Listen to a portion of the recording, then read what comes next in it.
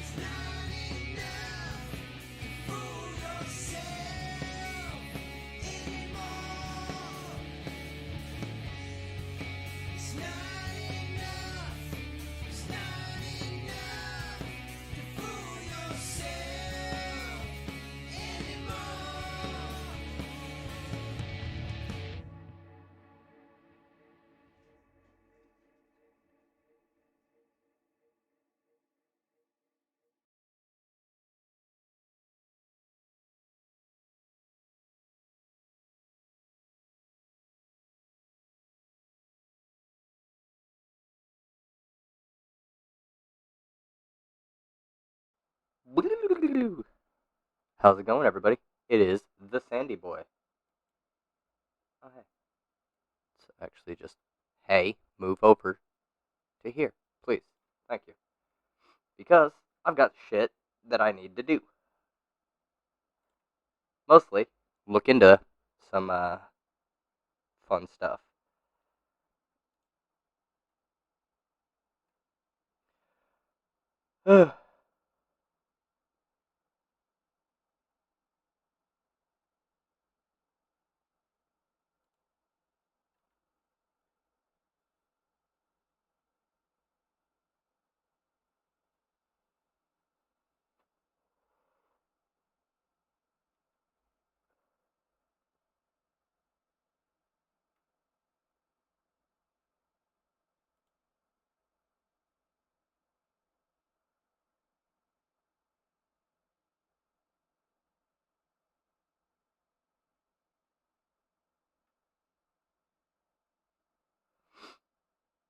Yeah, okay. So, today is a bit of a research stream, in a sense. I'm gathering some information to figure out if the Democrats can do everything that I hear people bitching about on Twitter that they're not doing. That's essentially the line we're going on. See, my mic is sounding really bad right now. I don't know what the deal is. So that's not it. It was this one.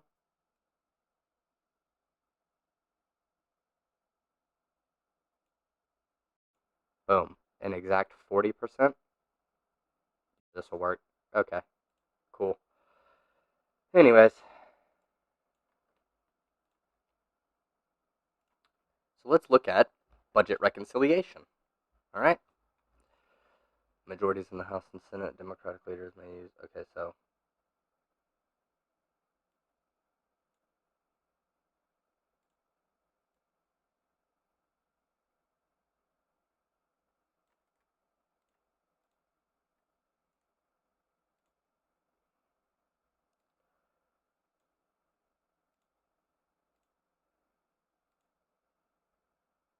make it 16 size font.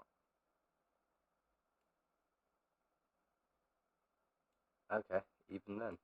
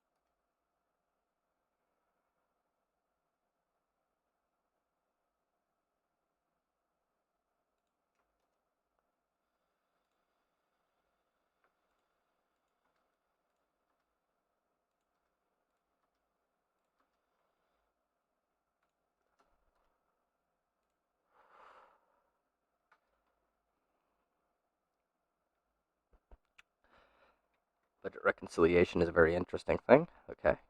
Policymakers use reconciliation to enact major spending cuts during the Reagan first year in office, several deficit reduction packages in the 1980s and 90s, welfare reform in 1996, and the large Bush tax cuts in 2001 and 2003. More recently, reconciliation was used in 2010 to amend the Affordable Care Act and modify the federal student loan program, and in 2017 to enact large tax cuts. Of course, Republican majorities also twice attempted to use the reconciliation process to repeal key elements of the Affordable Care Act. President Obama vetoed the first attempt in 2016, and the second attempt in 2017 failed to pass in the Senate. Good. This one was actually, the 2017 one was John McCain, when he gave the thumbs down, and people lost their shit over it.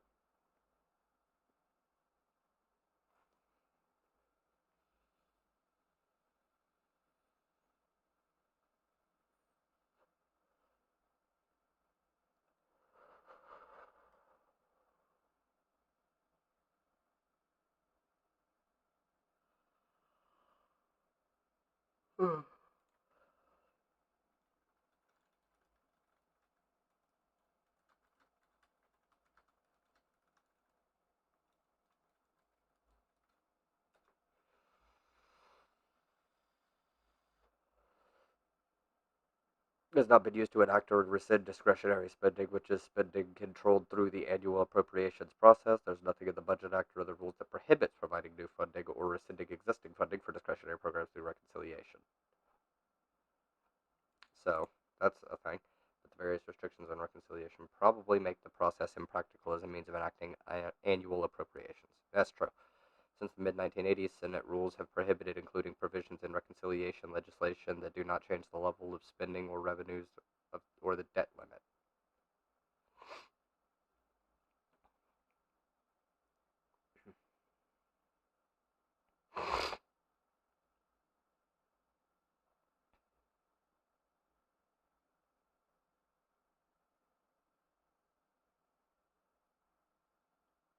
And the Senate may not filibuster consideration. Okay.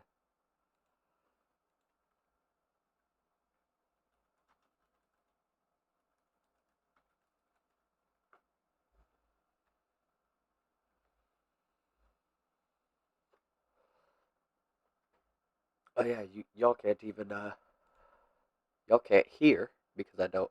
At least you can't hear the desktop, so I can listen to shit. So I can finish listening to what I was. Wait.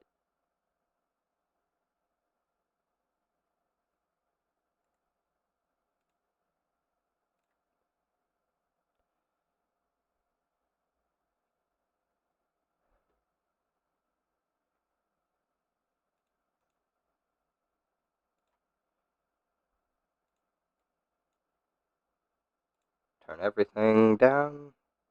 There we go.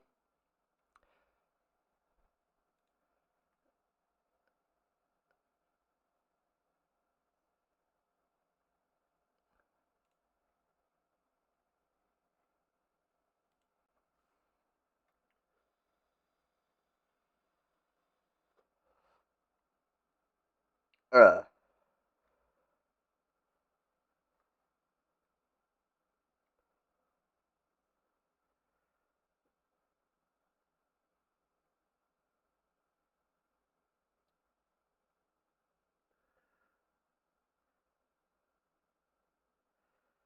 So yeah.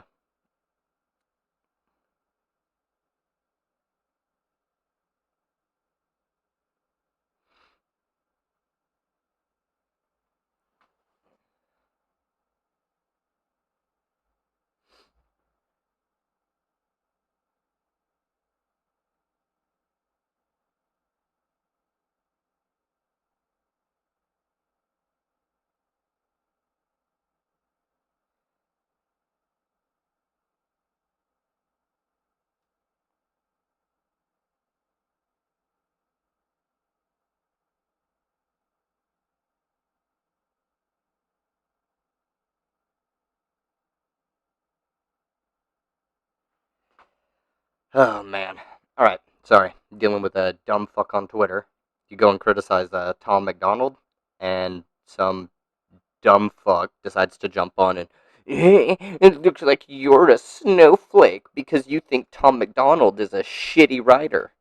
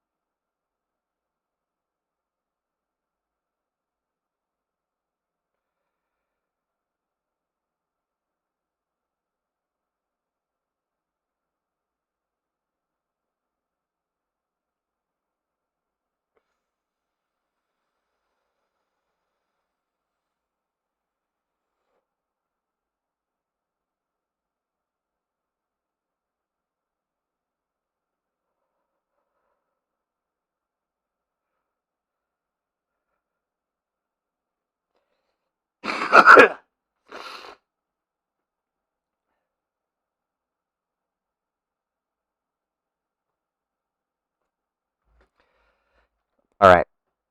All right. I've also got somebody. The reason that I'm doing this entire thing is because there is somebody that was curious. I need to turn off the. I needed to be able to hear myself, but let's not do that at this point. Okay, So the reason that I started to do this is because there's people on Twitter who are talking about how the Dems are too weak and they're not doing. They could do all this stuff without without the Republicans in the Senate, and that's not a thing actually. So we're looking at. I should probably put this here.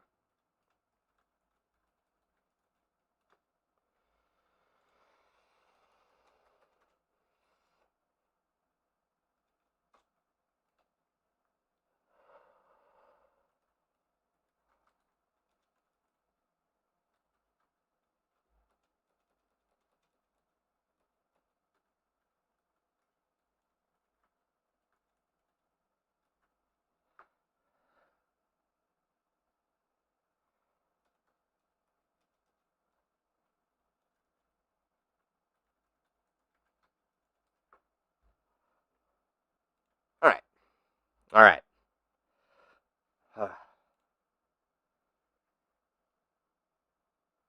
Reconciliation directives instruct specified House, Senate committees to prepare and report legislation by a certain date that does one or more of the following.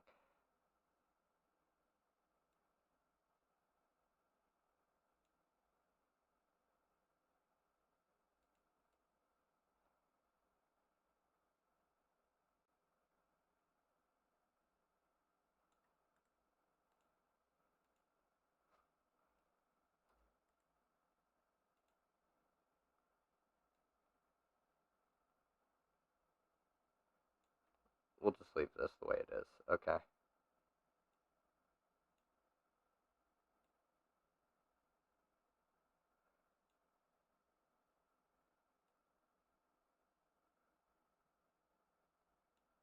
I physically can't get everything on here the way that it should, but whatever. That doesn't matter.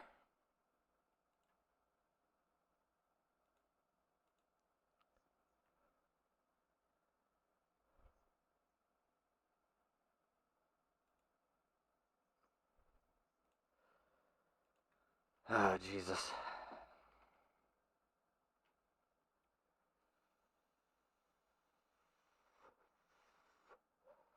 So guys, I used to play World of Warcraft a whole lot. Like I used to play WoW a lot. Probably too much, honestly.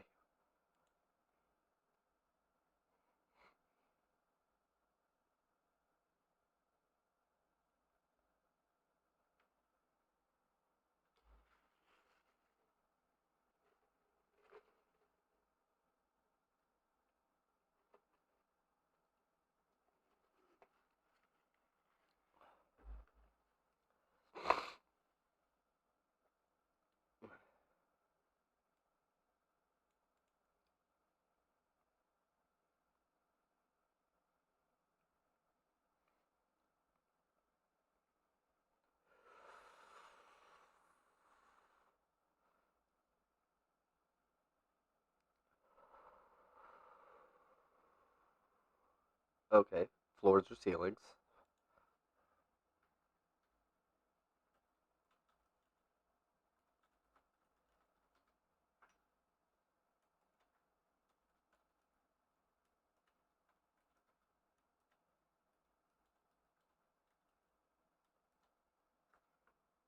I'm pretty sure that's how you spell that. I'm not even looking at the word. Right? I did.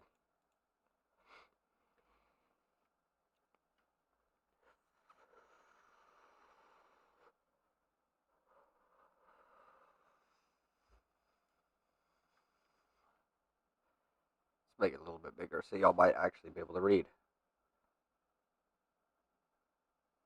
Oh, wow. Am I actually, like, on par time? No, it's a few seconds behind.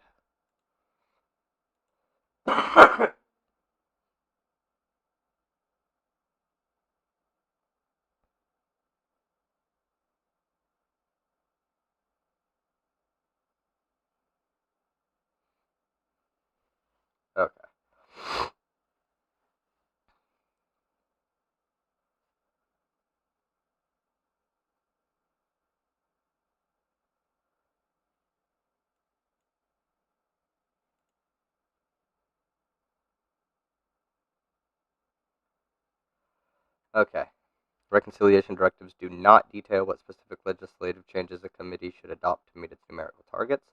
Reconciliation legislation generally goes through the normal committee process, with each committee that receives an instruction considering and voting on legislation to implement its part of the package. Committees usually meet their reconciliation targets, but if a committee falls short of its target or fails to act at all, there are procedures for offering amendments to fill the gap when the bill goes to the full House or Senate.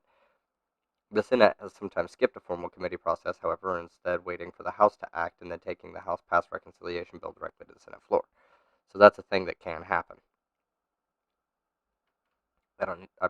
Actually, I probably should put that in here. Anyways,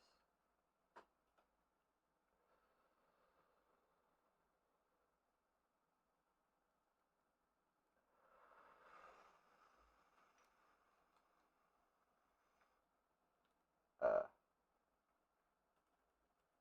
Senate can bypass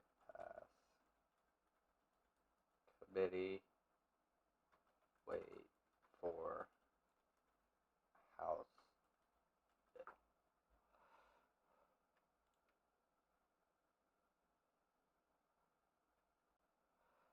If multiple committees receive a reconciliation instruction, they send their recommendations to the House or Senate budget committees, which assemble them into an omnibus bill for the full House or Senate consideration. Okay. The budget committees can't make any substantive changes in the bills. Whether the committee recommendations are assembled into one or multiple bills depends on the instructions of in the budget resolution.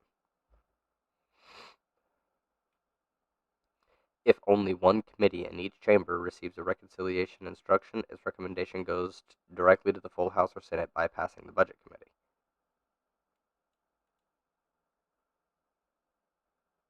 Okay.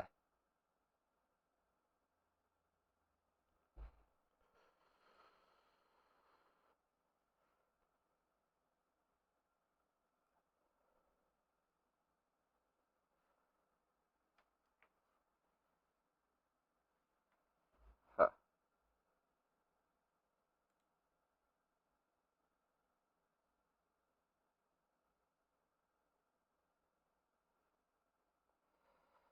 Under Senate interpretations of the Congressional Budget Act, the Senate can consider the three basic subjects of reconciliation: spending revenues and the debt limit. Okay. But a budget resolution can generate no more than one bill addressing each of those subjects. In practice, however, a tax bill is likely to affect not only revenues but also outlays to some extent, for example, via refundable tax credits. Hmm. Thus, a practical matter in a single budget resolution can probably generate only two reconciliation bills: a tax and spending bill or a spending only bill, and, if desired, a separate debt limit bill.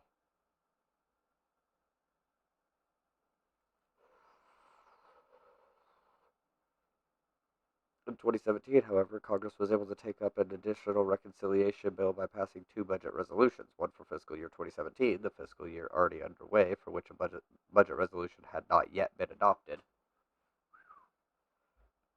and then another for fiscal year 2018, the fiscal year that would begin October 1st, 2017. Congress used the overdue fiscal year 2017 budget resolution to trigger a reconciliation bill intended to repeal the Affordable Care Act, and then used the fiscal year 2018 resolution to trigger a tax cutting resolution bill, which they got. They failed to get the Affordable Care Act one, which is good.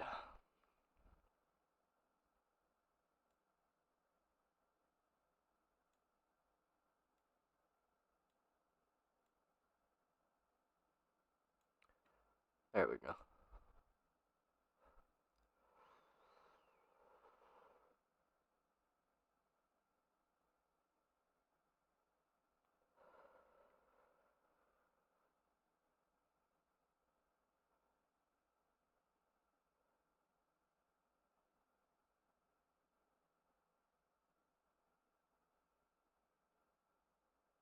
Huh. There will be an opportunity to repeat this process in 2021, since no fiscal year 2021 budget resolution was adopted in calendar year 2020. That would allow Congress to first take up the overdue budget resolution for fiscal year 2021, use that to generate an initial reconciliation bill, and then take up a budget resolution for fiscal year 2022 to generate a second reconciliation bill. Under the Budget Act, Congress can revise a budget resolution after adopting it, although it hasn't done so in decades. In theory, it could use such a revision to trigger another reconciliation bill, but this has never been done.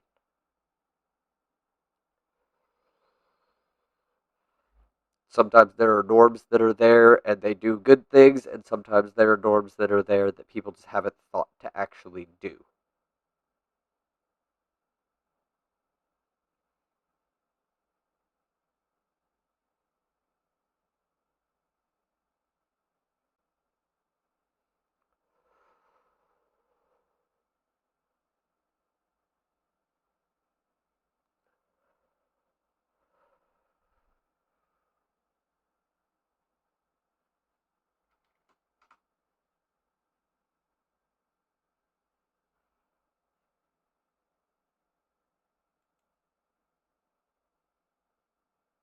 Hmm.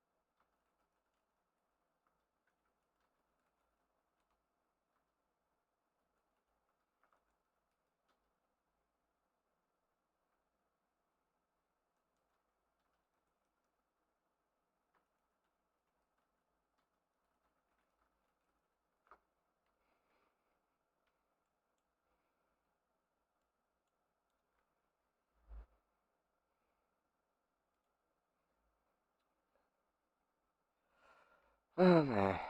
Oh man. So, this is fairly well, complicated. It gets complicated because of how bills work, but the process itself is fairly easy to grasp.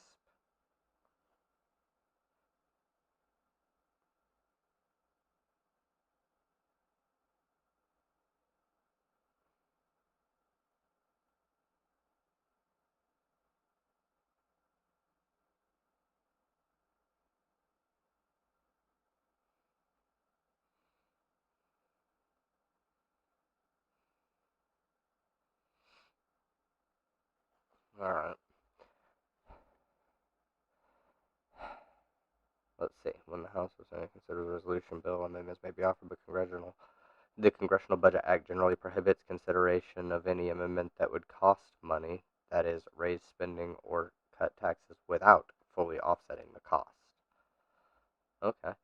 An exception is that in the Senate, an amendment to simply strike a provision is permissible, even if doing so would cost money. That's not good. I mean, it can be, but it's, yeah. As with other major legislation, the House typically adopts a special rule setting forth specific procedures for considering a reconciliation bill. Usually, that rule will only allow certain specified amendments to be offered. In the Senate, amendments must also comply with other rules that guide consideration of reconciliation. See Byrd Rule questions below, as well as with budget points of order established under either the Congressional Budget Act or a budget resolution. Uh, yeah, I'm getting my ass kicked by allergies and I think a wisdom tooth growing in. I had two of them grow in like a decade ago. and actually over a decade ago, like 12, 13 years ago, and they got removed. But two more never showed up, and I think they're starting to, and that's a problem. I already don't have enough room in my mouth for the teeth I've got. It already hurts.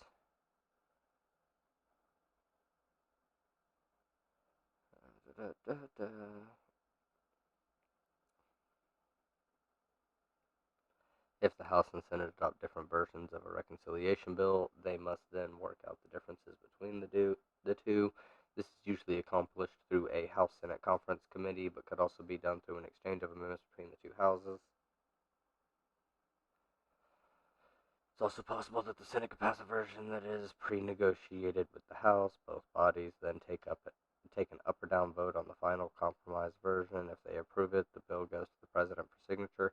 If the president vetoes the reconciliation measure and Congress can't override the veto, that round of the reconciliation process is over.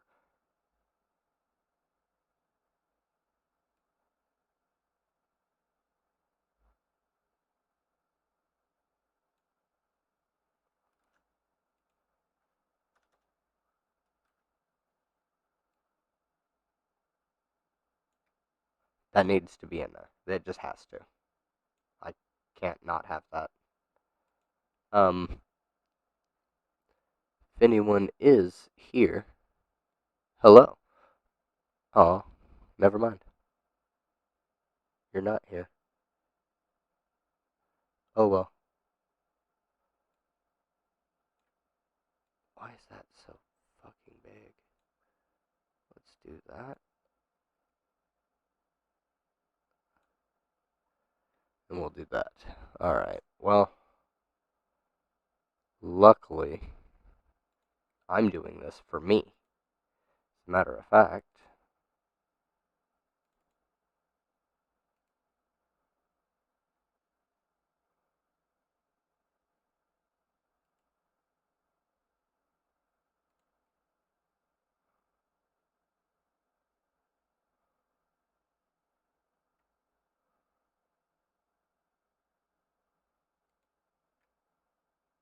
alright.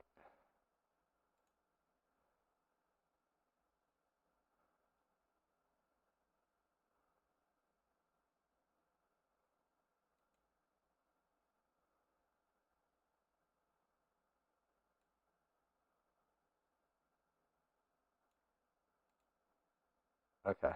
This is fine.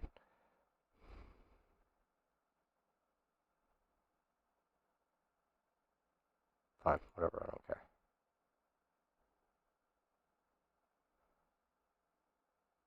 Boom.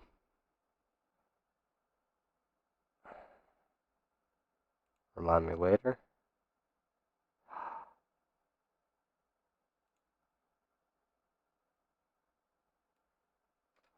That needs to come over here.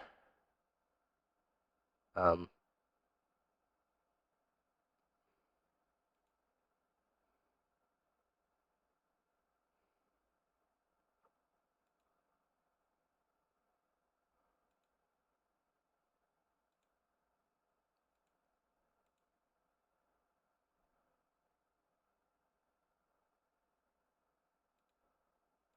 Let me just turn the monitor off on that as well. And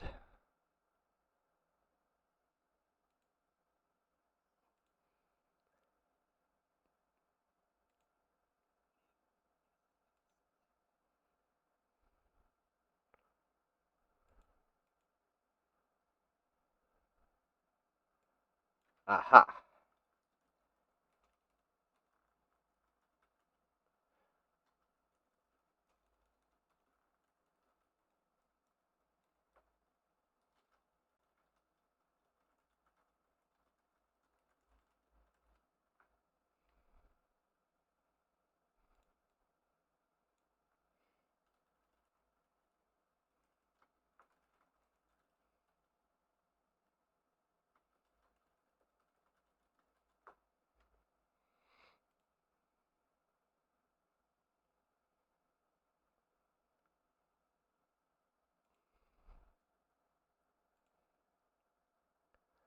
Alright. There we go. and because I'm not doing like anything, I am, yeah, hopefully that still goes through.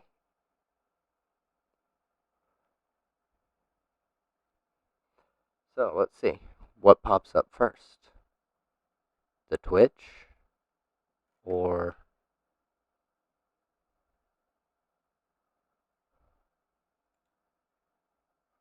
who pops off?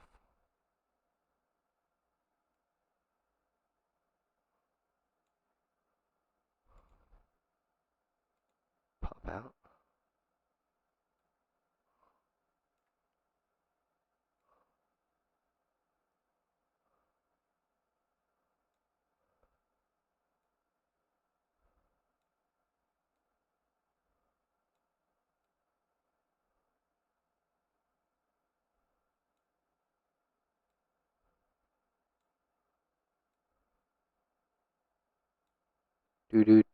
Get my other thing set up. Y'all aren't gonna have to deal with my chat because they're on my other screen. I'm probably using all of my PC right now, but as a matter of fact, I'm curious about that. Let me see. I have to know. Y'all can see as well. Oh, huh. Wow.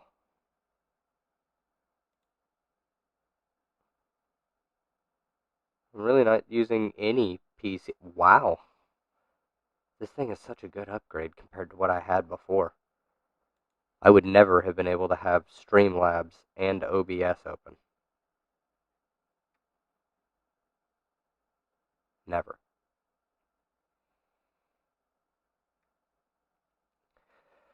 What procedural advantage does reconciliation have in the Senate? The Senate can consider and pass reconciliation bills relatively quickly and with only a simple majority rather than three-fifths majority often needed for controversial legislation. So just keep that in mind, all right?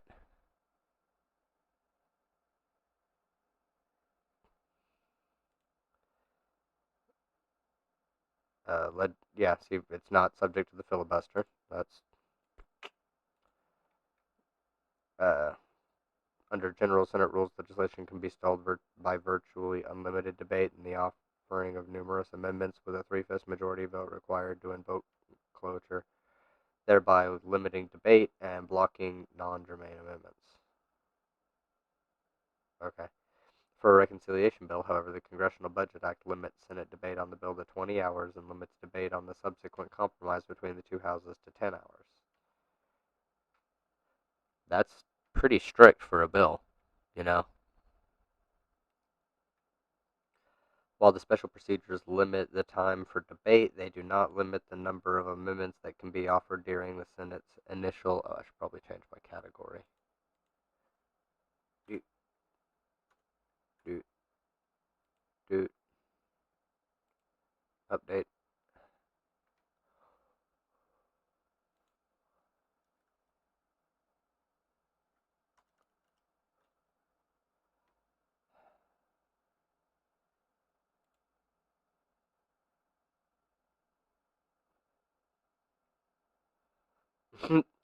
Okay.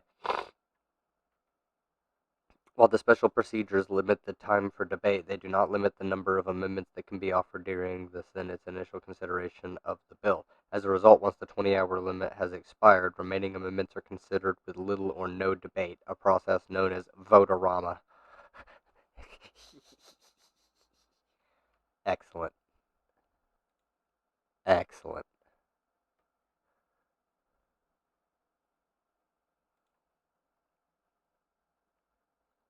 Hey, if you're tuned in, I appreciate you. Thank you.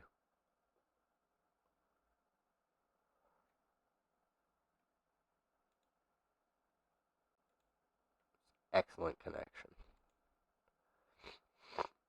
Uh, excellent connection. Alright, I'm sorry. Uh, does this... Is my voice coming through on here?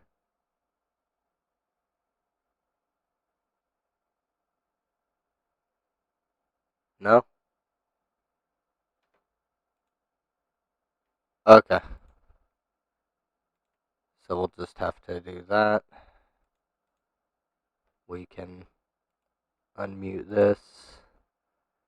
And I'm going to have to do that. And that should, no?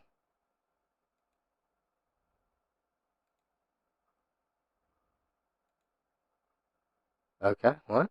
I am very confused. It is, there is no sound going through into my...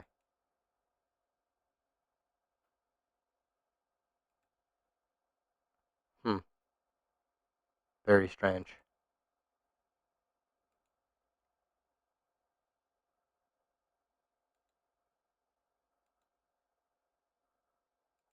We'll do that, I guess. Oh.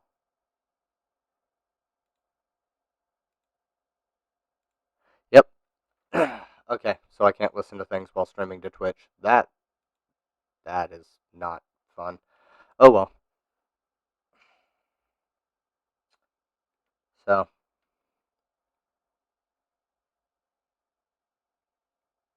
oh wait, this is the one. Okay, in the Senate, any amendments after the reconciliation bill must be germane to the bill, which is not usually a requirement for amendments in the Senate. This prevents the process from getting bogged down by disputes over tangentially related or unrelated amendments, as often happens to other legislation under regular Senate procedures. Okay, pretty good. Pretty good.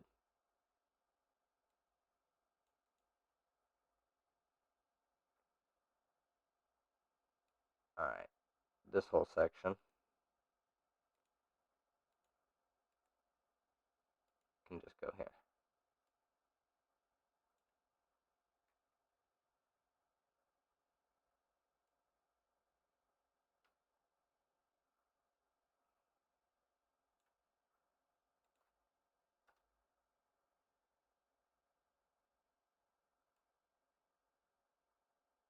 Yeah, because it doesn't need to.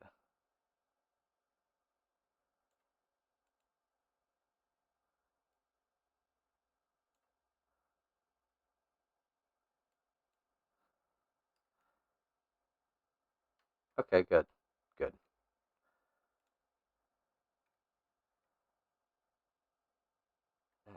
Da, da, da.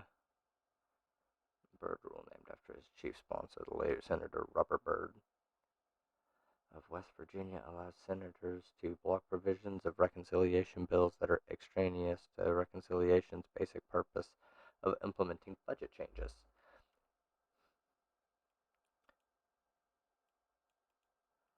Without such a rule, committees receiving reconciliation directives would be free to add a wide range of unrelated provisions to their legislative recommendations, including provisions that might have difficulty passing under normal procedures.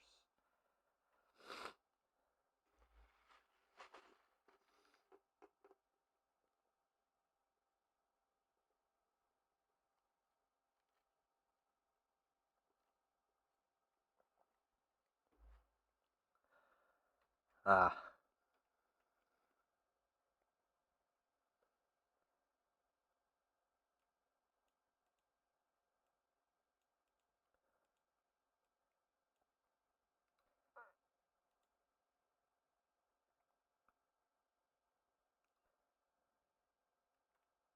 So yes, the Byrd Rule is actually in the Congressional Budget Act. They would have to change the Congressional Budget Act of 1990. Or, yeah, that's when it was, right?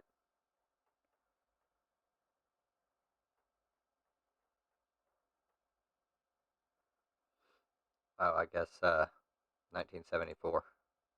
But added in 1990.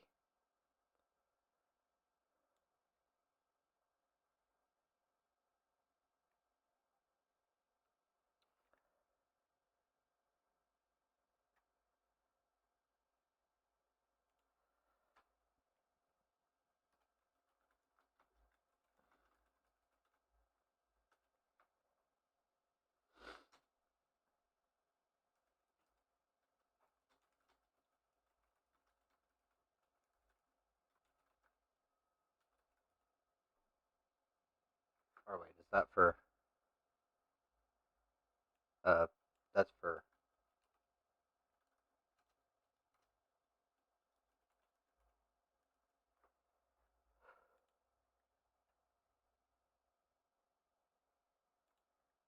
So this is the Wikipedia article on it. Oh, and there's actually like, okay, huh?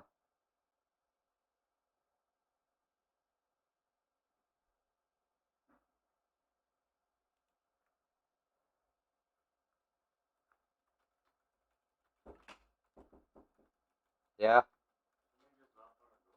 I don't know.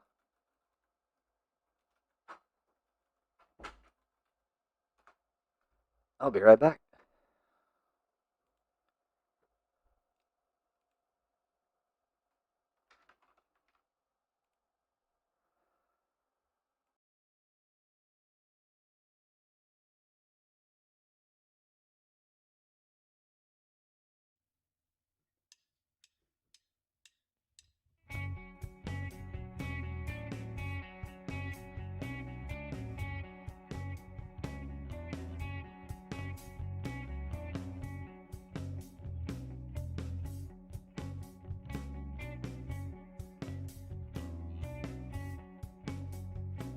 The kid's too smart to ever learn.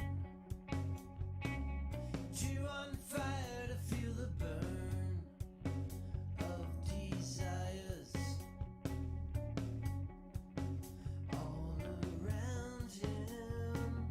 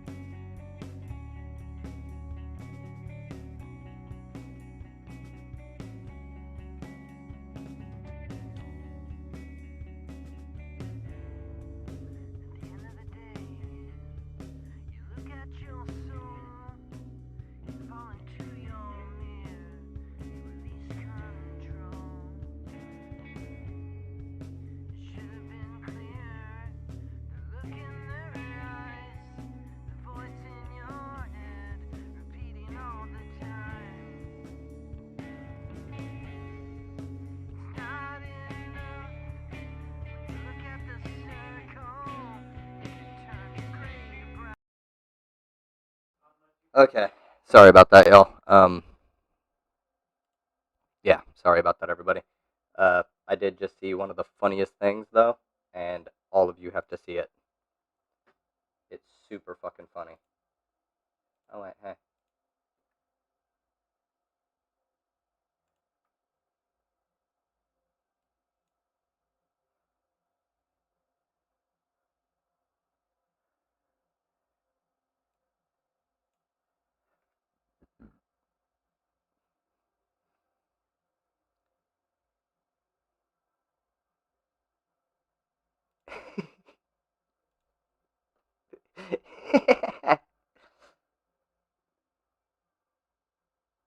Wait, what?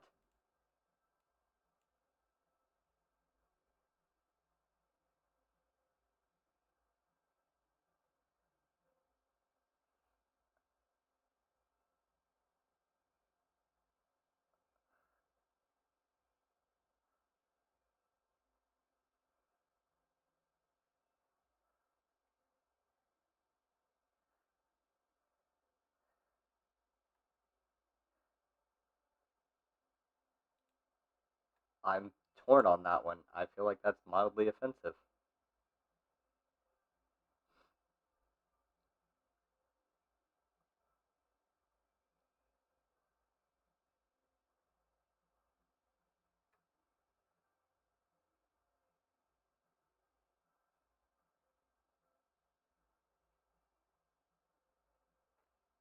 Yeah, that is a pretty cursed image. Okay.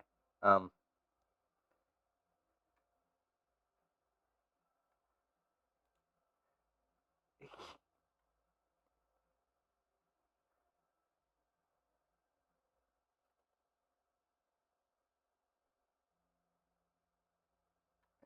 Jesus.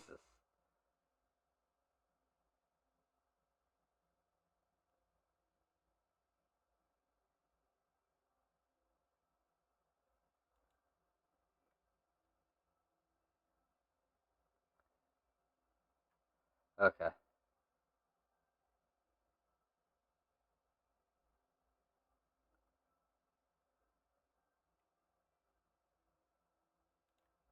Sorry, dumb shit. It's Twitter. You get distracted. Um, okay. So, now we've got the nuclear option.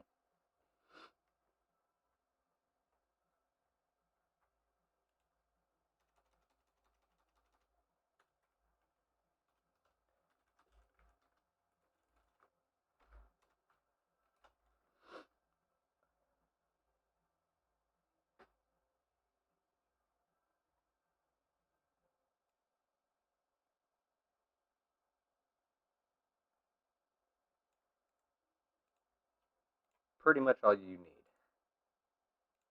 Paste.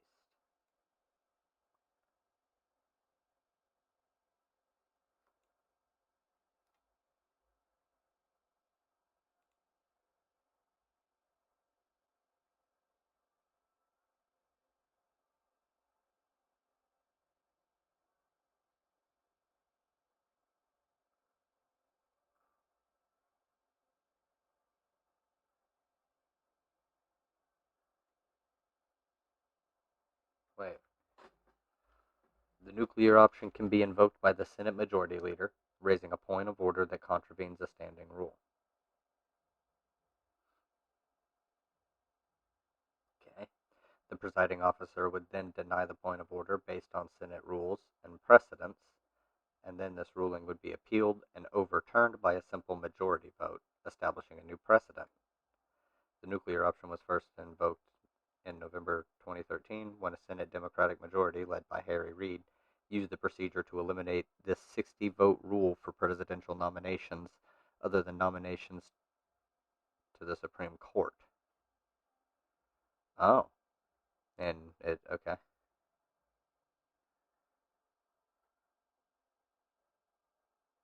Oh,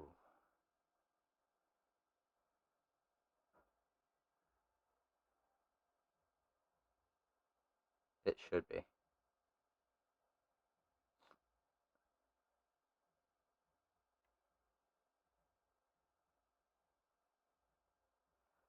term nuclear option is an analogy to nuclear weapons being used in the most.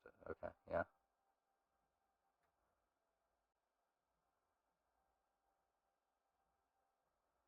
A question of order may be raised at any stage of the proceedings, shall be decided by the presiding officer without debate, subject to an appeal to the Senate, and every appeal therefrom shall be decided at once without debate.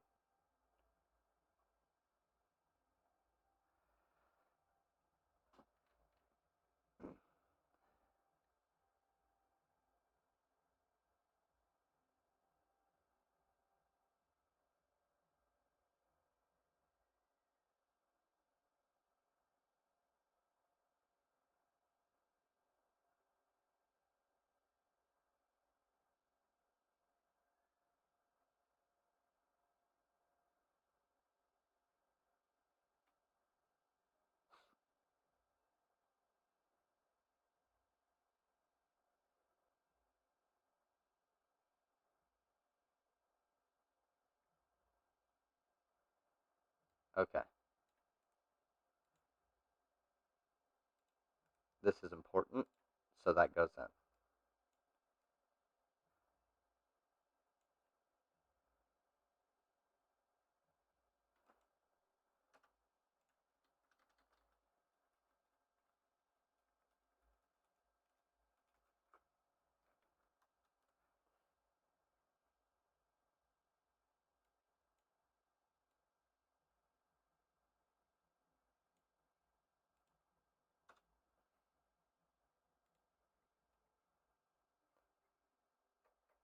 Okay. Yeah.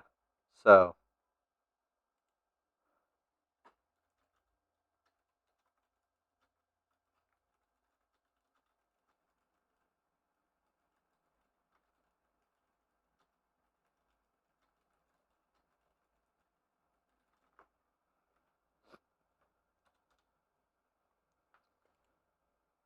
what are you?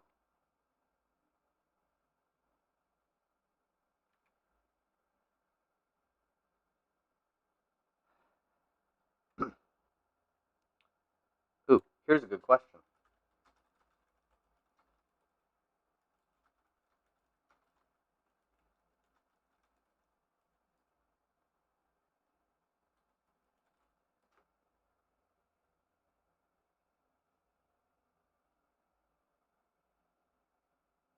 Okay. That's reconciliation. That's not nuclear option.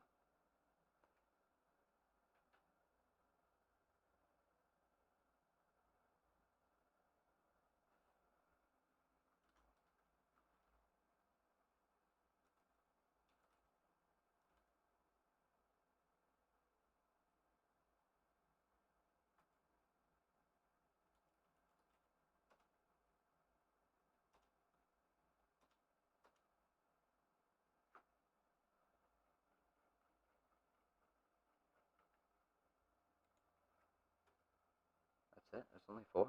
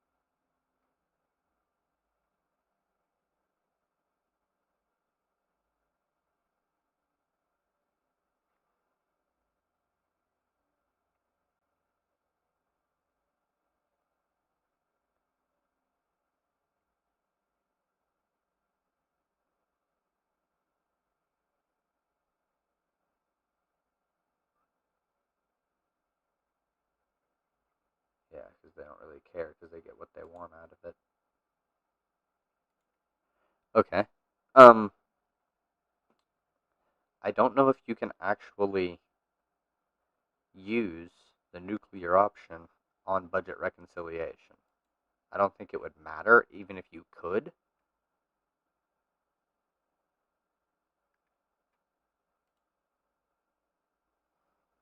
Because, I mean,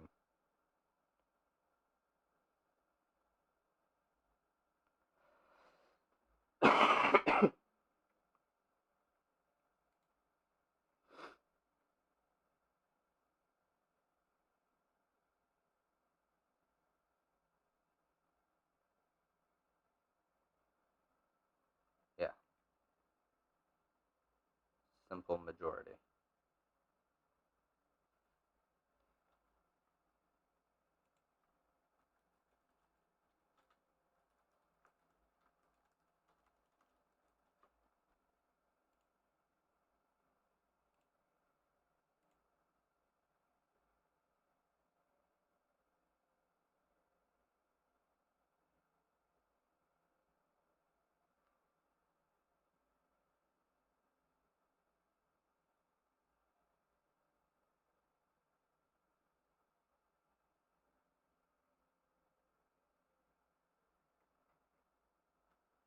Yeah, people get nuclear option and reconciliation confused.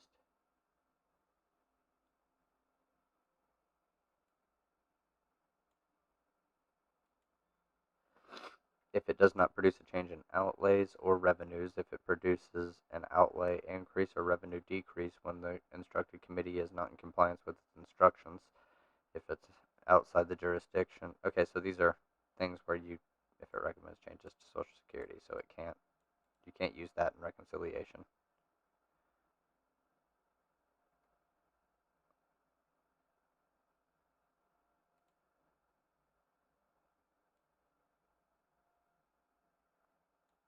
Let's just,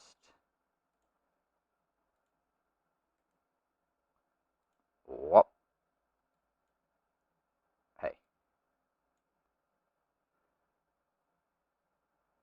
boom. What do you know? Okay, don't care about those.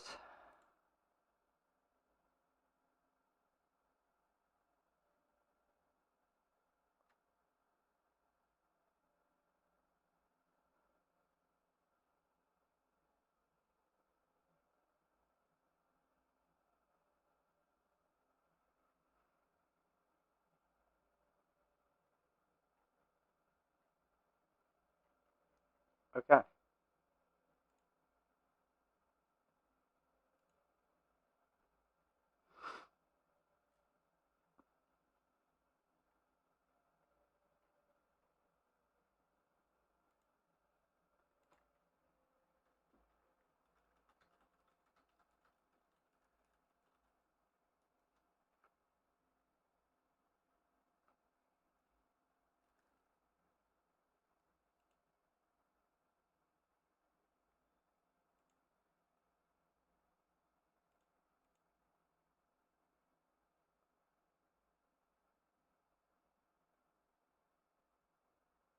I'm so confused.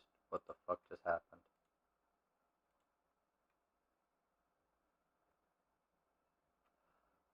Okay. Yeah.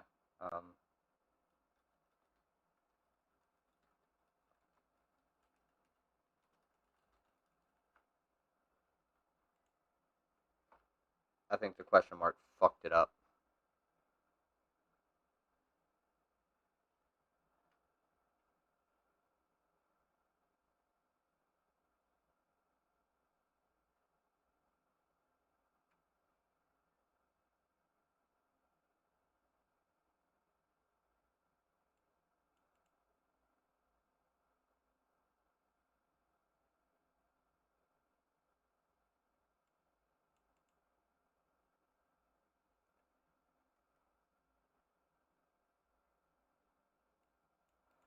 Oh my god. Okay. So I know this is like old shit because this is from February, but this is just kind of emblematic because people are talking about how he dropped the $15 an hour minimum wage bill after it didn't pass in the Senate with the with the budget reconciliation, and that was our best process to get it done, and blah blah blah blah. No, our best process to get it done would technically be the nuclear option, not budget reconciliation. But because of the bird rule, you literally can't.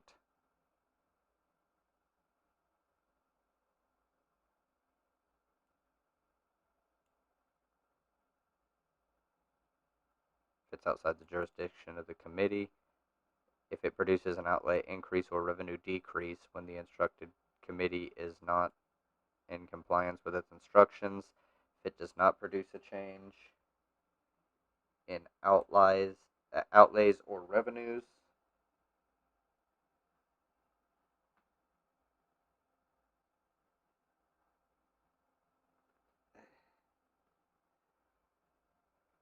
yeah, so there's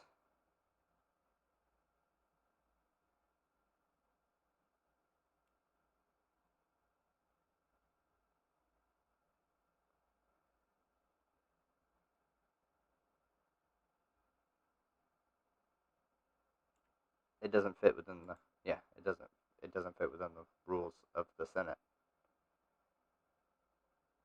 Oh, hey, what do you know? This article, such as the Bird Rule, which requires that all provisions in the bill be budget related and must not increase the federal deficit over a 10-year budget window.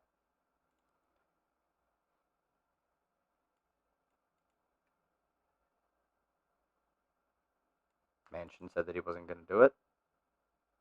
Sinema said she wasn't going to do it.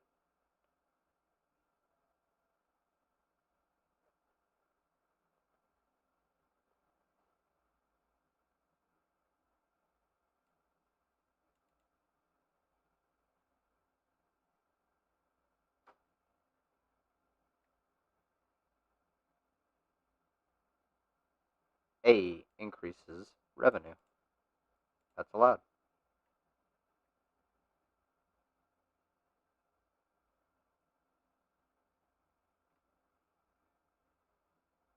Without providing specifics. Of course, he wouldn't provide specifics.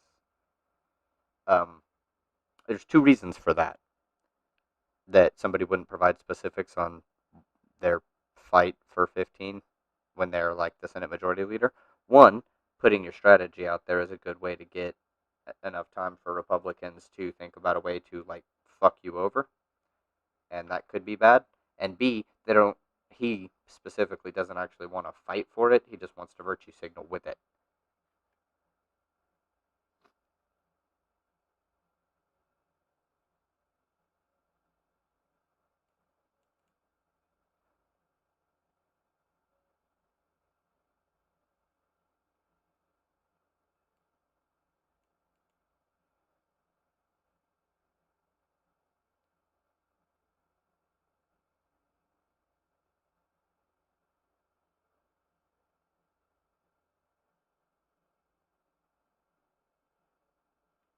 No, if you were actually wanting to do that, you could get it done. You have the Senate has the nuclear option, and the House will pass that shit.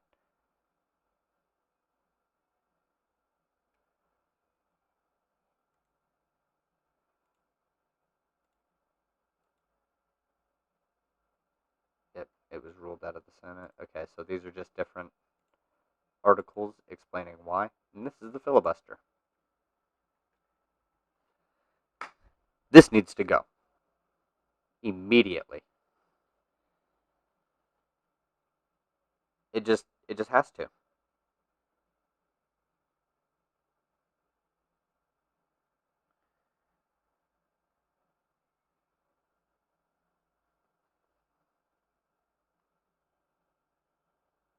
Yeah, I don't think these two sections are really needed. This is majority. This is passed by simple majority. This is either veto or sign. These are pretty well known.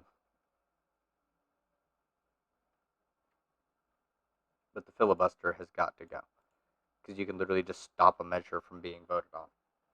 It's pretty much indefinite. So, what are we going to do here? We're going to remove these. We're going to close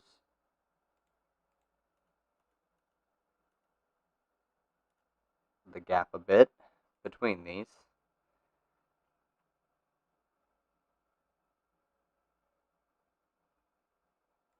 We minimize this.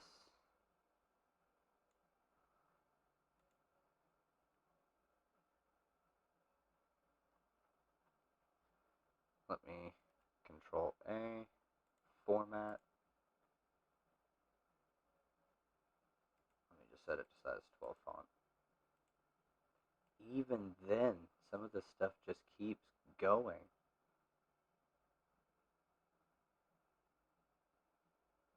Okay, well.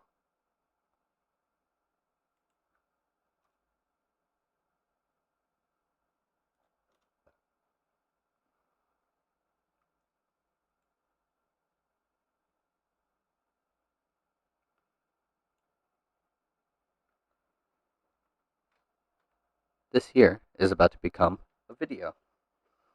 So, stream, you here, you're witnessing the beginning of a creation of a video.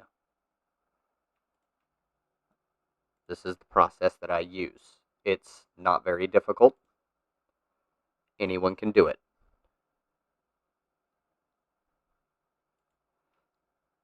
So are you ready for this?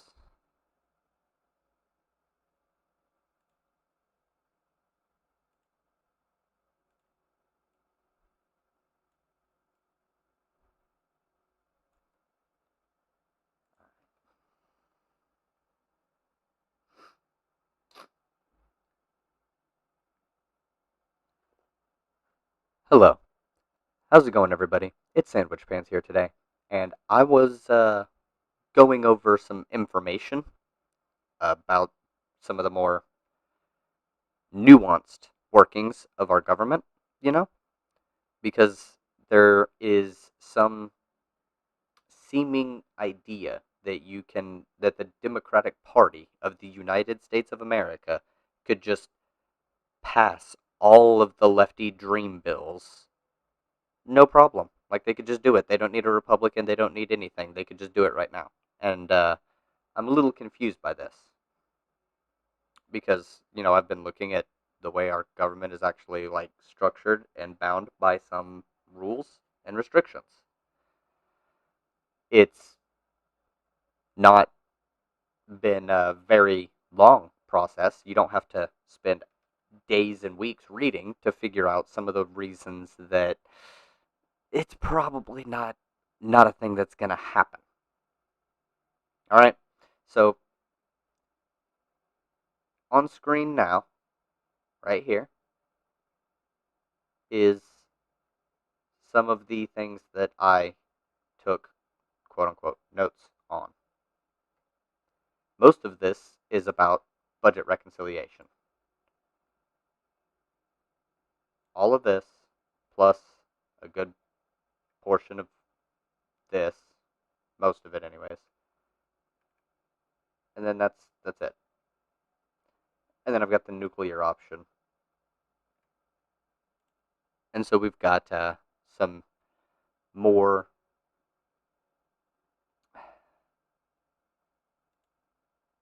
we've got some rules that are laid out here. All right. Budget reconciliation. This is the big one because people are still salty about the $15 an hour minimum wage not being, without the appearance of it being fought for in the Senate after the parliamentarian said you can't do that, actually. So, that's why this is in here. The Senate parliamentarian specifically overruled the $15 an hour minimum wage bill being in the budget reconciliation COVID package is because of the Byrd rule, which essentially states that it's not budget related, and if anything, it would cost money to the government, revenue decrease, and so ineligible for reconciliation if it produces an outlay increase or revenue decrease is what it's considered by the Senate, because it's a increase in wages that would have to be dealt with. I'm not entirely sure their logic on it, but essentially it's not budget related, is what the argument there is. And so, because of the bird rule, among a couple of other things, not allowed.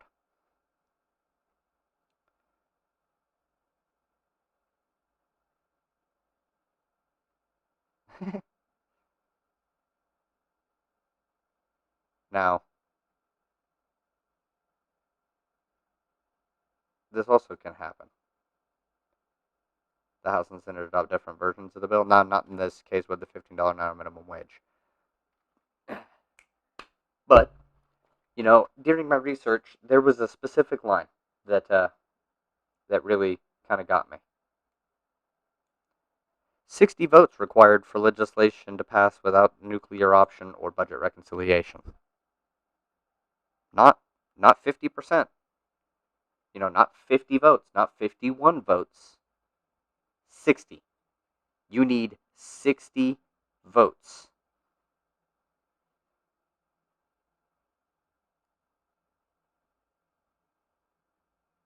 And you can't invoke the nuclear option on just everything. And there's even some debate that it's unconstitutional, although people haven't really pushed for it right now because it's only been used in the Senate for one purpose, which is judicial. Not well, okay, it's been used for a couple of purposes, but but mostly for judicial things, or to end the filibuster on to get to get closer, which is normally 60 votes, but with the nuclear option, they got it in 50.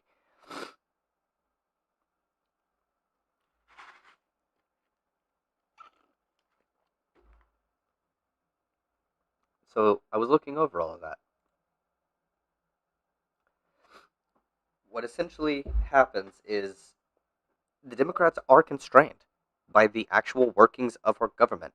I'm sorry, this isn't supposed to be an authoritarian country. This is supposed to be a democracy, and it's structured in a certain way. The structure could change slightly, but you know what? It isn't right now.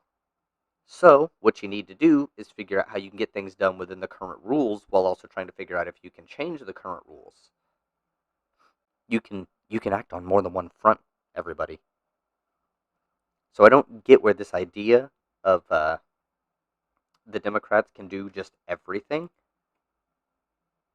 because they literally cannot. They can't.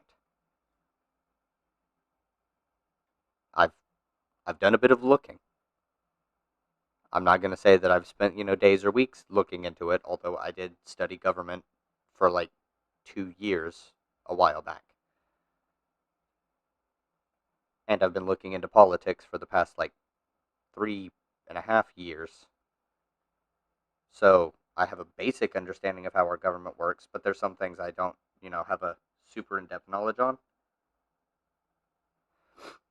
I'm mostly advocating for changes to our economic system here, but our political system could go with some changes as well, and they kind of do go hand in hand. So yeah, that's it's a basic thing. It's super basic, real easy, really easy. The Democrats can't do everything. If you want the Democrats to be able to do more, you need to elect more Democrats, more lefties, get more people who are considered left, or at least left leaning, and get them in.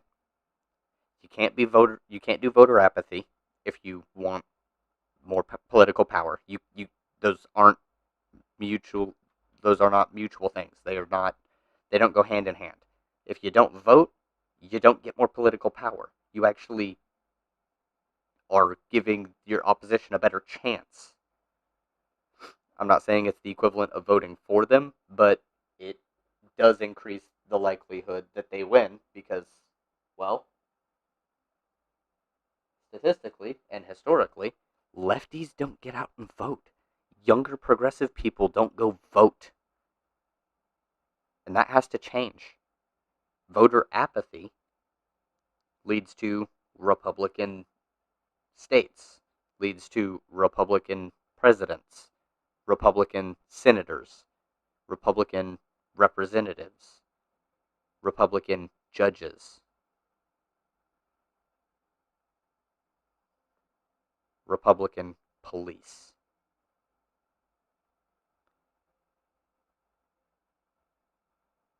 Not in every situation, not in every circumstance,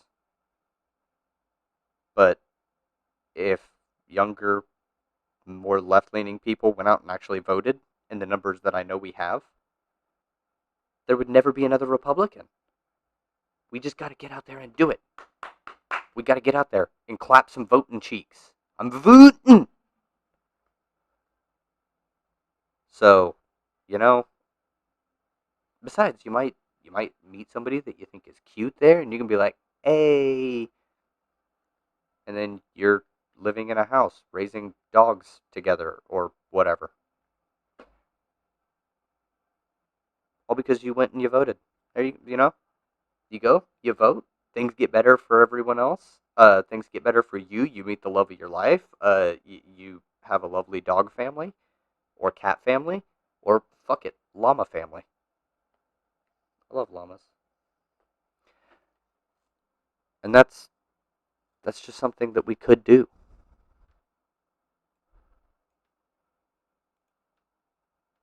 So before I wrap this up, this is the other main issue. The filibuster. It can be overruled, and you can do other things to fuck around with it. You can invoke the nuclear option to end the filibuster, which is the first time it was done, and the second time it was done to end the debate on Neil Gorsuch and get him voted in. Simple majority rule. So it's not that you can't use the nuclear option for other things, but it will definitely get contested if you use it to just do a $15 an hour minimum wage bill. It'll get contested, it'll have to go through the courts, and then the courts will decide the legality of the nuclear option. And we currently have conservative courts. So the bill will have a stay, and then it may not get to pass. And we lose in court, and we lose the nuclear option. And then the filibuster is infinite. Now what we could do is nuclear option the filibuster as a tactic. Make it illegal. Just ban it. No filibusters.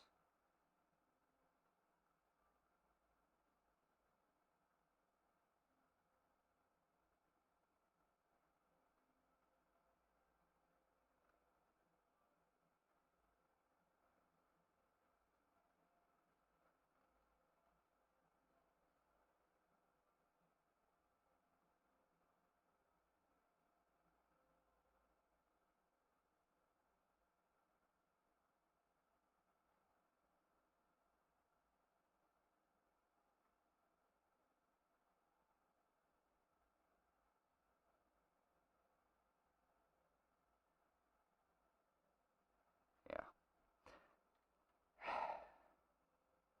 It's been used to shut down a filibuster before, to override the 60 vote threshold.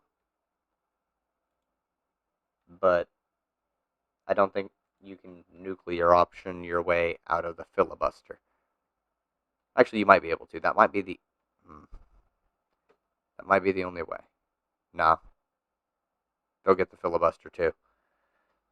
They'll just, if you try and remove the entire filibuster, they will 100% just cry and throw everything at the table. So, essentially, I'll just repeat my advice. The Democrats currently cannot just do everything because of the Senate.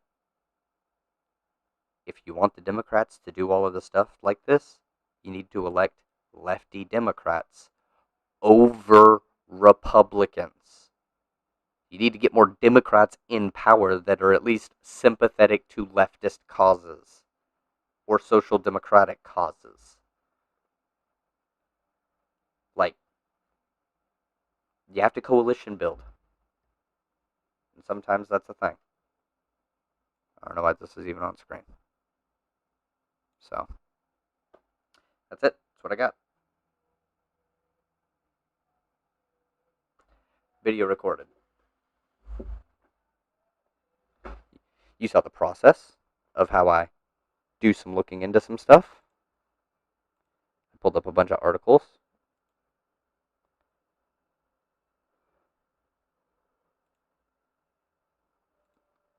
And that was that. That was that.